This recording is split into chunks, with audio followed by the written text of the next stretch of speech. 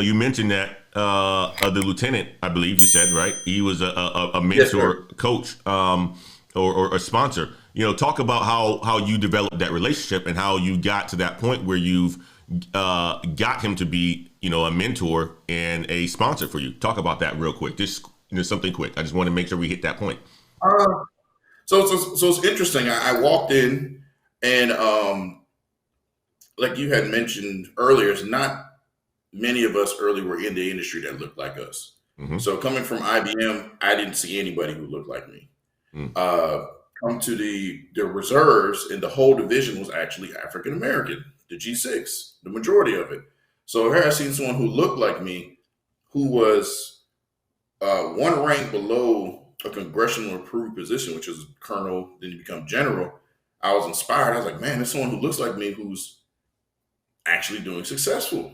Mm. So I just gravitated to him because I see how he commanded attention in the rooms and how he spoke and how polished he was. And I just approached him one day and I said, hey, look, I'd like for you to be my sponsor, my mentor. And then he became my sponsor unbeknownst to me because he actually suggested for me to get a rank increase a year earlier Mm-hmm. than what they wanted to give me to. And it was very important to me to meet him. Yes. And let me tell you this, and that's something that's very good. That's a point that you made, Stephen, that I didn't even touch on. A lot of times, if you choose a mentor who's in the company that you're in, right? And these people are in positions of power, they ultimately become your sponsor as well. Now, here's the Yeah. thing about mentors in the corporate world, a lot of times that are above you, right? You have to bring something to the table, and you have to make them feel like they are, I don't want to say God, but in a way, like you have to really make them feel like they are responsible for helping you within your career. And ultimately what these people do, since they are in positions of power, management and leadership and stuff like that, they ultimately become your sponsor. And a lot of time that's unbeknownst to you because they could be in Hmm. these rooms. There's been many mentors I've had in the corporate world that I didn't think that I was their sponsor, but when their name would come up, I would speak up on behalf of them because I would have the latest and greatest information. They'd be like, hey, what, Yeah. Antoine, I want to do this assignment. And of course, I'd be like, hey, this is assignment. I just talked to XYZ. He wants to do an assignment like this. They were like, how do you get that information? Well, I'm his mentor. And ultimately, Yeah. that's a sponsor. You're absolutely right. I love that you said that. Continue on, sir. And yeah, so he was my sponsor, unbeknownst to him. He pulled me in the office one day, and like I said earlier, he's like, "Hey, man, I actually suggested that you get a promotion a year early because of just the great work you've been doing." Something I've never experienced before because up to that point, I was just pretty much entry level IT, miserable. You're up to your neck in debt. You're like, "Damn, I went to school for all this time, and I'm just doing the monotonous tasks." Yep. Um, so I would say about 2009 rolled around, and that's when I got an email from Ren Prairie saying, "Hey, we'd like to come interview for a role." And at this point in my career, I had left out of the technical field like that, as far as like troubleshooting and code debugging and all that. I was an infosec because that's where I was going to take my career path. I wanted to do infosec, manage the neck and so forth. So I drive down. Actually, I flew down to Georgia and interviewed with someone. Actually, his name is Antoine Wade. And I said, "Look, here it is. It's someone else who looks like me who's now interviewing me." And I was like, "Oh, this is interesting." I was like, "Here it is, someone who looks like me, who's a manager with hiring authorities." This is once again second time I experienced this, and at this point, I was 8 years into my career field, and I was like, "Wow, this is interesting." So we interviewed, and it was almost it didn't feel like an actual interview. Yep. It just felt like we were just talking, shooting stories, and so forth. And then as I was flying back to Fort Bragg, I actually got offered the job, and then I started in July 2019 or 2012. And taking that leap of faith, it actually doubled my salary Yep. because I came out of my comfort zone, and that's something that I think is a message that it needs to be drilled home: is we are our biggest competition. Mm, mm, We get um, stagnant, we get comfortable with the world that we're in, something which usually leads us to doubt our own abilities to be able to do more. And just taking that leap and pushing myself forward, like I said, it doubled the salary, it blew my mind. I was like, holy crap, I'm making all this money. I don't even know what to do. So I moved to Atlantic Station, which I bumped into Antoine one day down there at the bar. Yep. So check this out, right? So let me fill in here too, Stephen, because I love the fact that you talked about that, right, guys? And you guys already know I talk about, with Black Heights, we help, we mentor, we coach, we train, and so forth, right?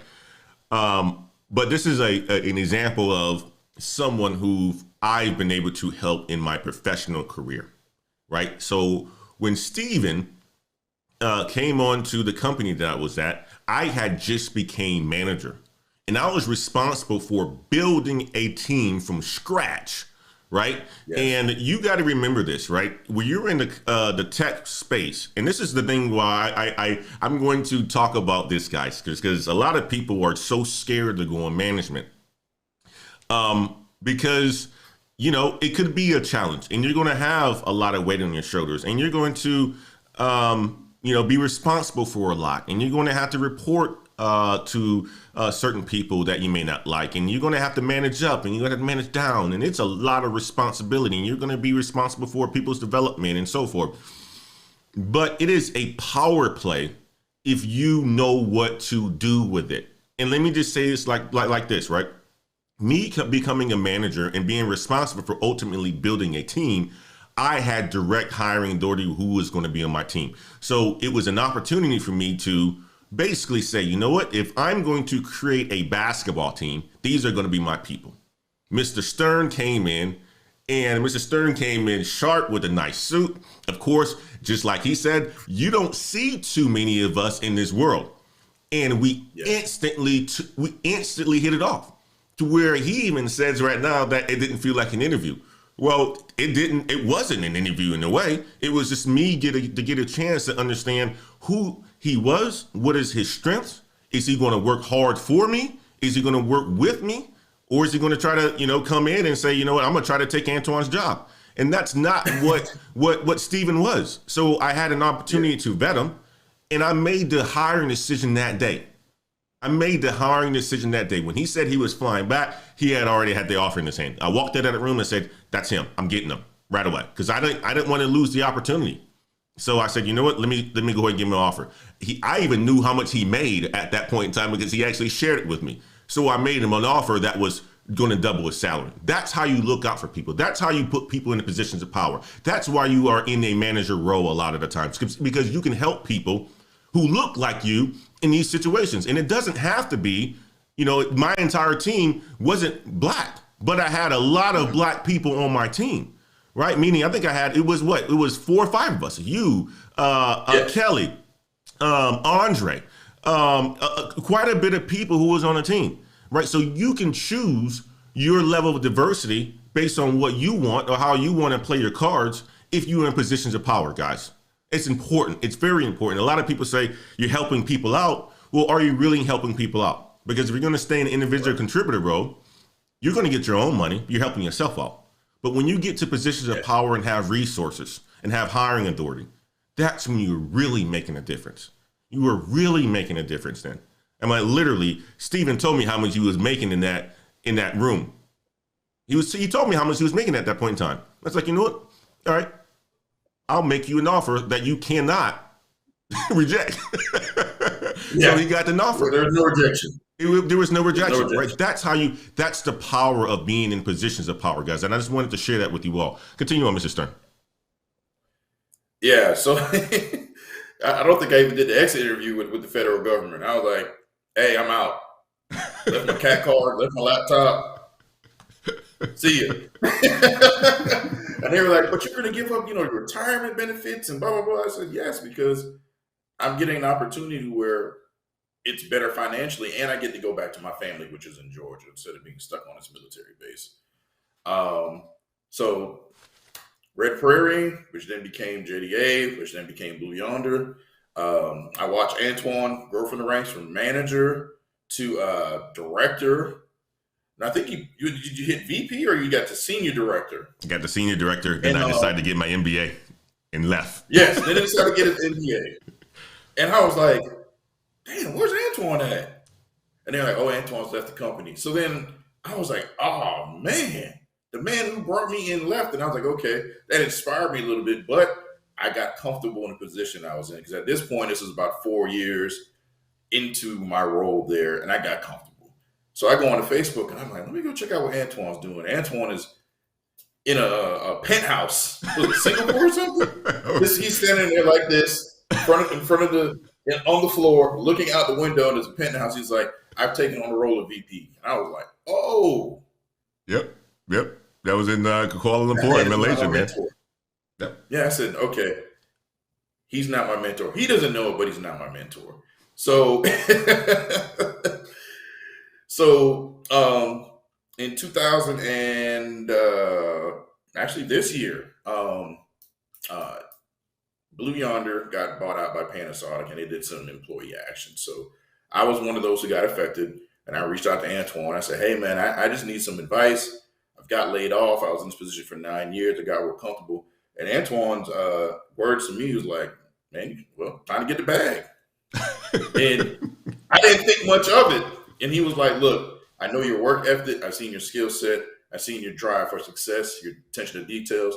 You can ask for what you want and you will get it. Just have faith in yourself. So Antoine, I met a couple times, and within, I would say, 3 weeks of me being laid off, I was having interviews with Google, Amazon, Slack, Splunk, and just the amount of people that were reaching out to me, it was crazy. Here it is, I just got laid off 3 weeks ago, and all these companies are reaching out. So the message behind that is, people, is if you get laid off or you fall flat on your feet or you feel like you're stuck in a box, break out the box.